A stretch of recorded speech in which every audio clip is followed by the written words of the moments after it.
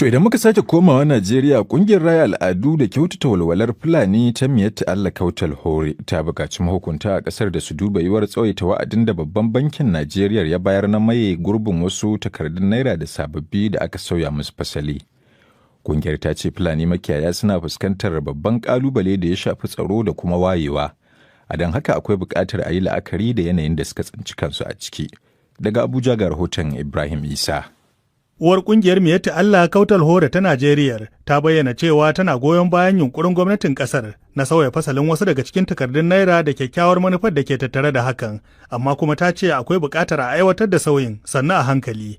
Alhaji Abdullahi Bello Bodejo shine shugaban kungiyar na ƙasa. Ba mu ce sauya kuɗin nan ba ma yin sa ba koko ba ma tare da shi ba. Kila sauya kuɗin shine samar da zaman lafiya kamar yadda ake cewa koko shine ci gaban ƙasar, amma mu dai lokacin yayi wa Fulani kaɗan mun yadda da cewa a canja kuɗi amma a ƙara lokaci. An ba da fiye da kwana 40. Ba kwa ganin ya wadatar tunda kusan kowane birni ko alƙariya za a ce akwai bankuna da Fulani za su iya zuwa su buɗe asusu. Ba wani ba Fulatani ina ruwan shi da banki. Duk wanda kace ka sayi dabbobinsa guda 30-50 in kace zaka tura masa kuɗi a banki, abinda zai ce maka yana son kuɗinsa ne ka kawo masa a leda, domin saboda shi ma zai biya wasu ne a nan cikin kasuwa don su koma rugagensu. Babu abin da ya dame su da al'amarin banki. Idan ka duba kuma ba Fulatani ne kai fa za ka bar gari ka taka kilomita 100 baka kai rigan da yake ba a cikin daji. To kaga ire-ire wannan mutanen za su daɗe ba su ma san da wannan abin da yake faruwa ba har watannin masu zo su kare karsanta abin ya zamanto musu asara.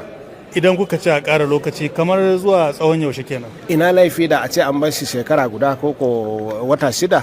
Shugaban kungiyar Fulanin ya zayyana matsalar tsaro a matsayin wani babban kalubale da ka iya hana wa Fulani natsuwa har ma su rungumi shirin. Wato abun tausayi abin da yake faruwa a jihar Taraba ya kai wata 2 zuwa yanzu ya zamanto har kulliyomin sai an kashe Fulani. Bayan kisan da ake yi wa Fulani a wasu gurare. To amma wannan na jihar Taraba a kashe dottijo, a kashe mata mai ciki, a kashe abin nan kuma har kullum bamu ga kuma an kama kowa ba, abin yana damun mu kwarai da gaske.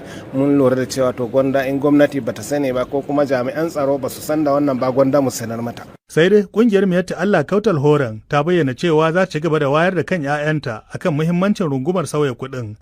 Kuma wannan nema ya sa ta tattara shugabanninta da ke rasa da ke faɗin Najeriya don duba yadda za su tunkari lamarin. Wasu daga cikin 'ya'yan ƙungiyar sun tofa albarkacin bakinsu akan maganar sauya fasalin kuɗin Najeriya. Mu muna goyon bayan idan dai wannan canjin kuɗin zai kawo mana alheri a tattalin arzikin Najeriya da haɓakan zaman lafiya a Najeriya a yi shi. To gaskiya ina cike da fargaba a gurin sauya kuɗi, dalili kuwa mu 'yan uwanmu Fulani mafi yawanci suna cikin daji. Akwai inda ma ba network wanda ma za a ce an kira su an sanar da su cewa ma za a canza kuɗi, kuma su kuɗin su a gida yake. Idan har an zo an canza kuɗi ba tare da sun sani ba ya zama musu asara. Kasan mutanen mu ba kowane ne yake kallon social media. Muna bukata mu wayar da mutane wanda suke kauyuka mu masu bayani mahimmancin canji kuɗi ko kuma rashin mahimmancin canji kuɗi. A makon jiya ne babban bankin Najeriya ya bayyana aniyarsa ta sauya fasalin wasu daga cikin takardun naira da suka hada da naira 200 da 500 da kuma naira 1000, waɗanda bankin zai ba da fiye da kwana 40 don masu garin kuɗi lakadan su samu damar canjawa a bankuna. Ibrahim Isa, sashen Hausa na BBC, a Abuja,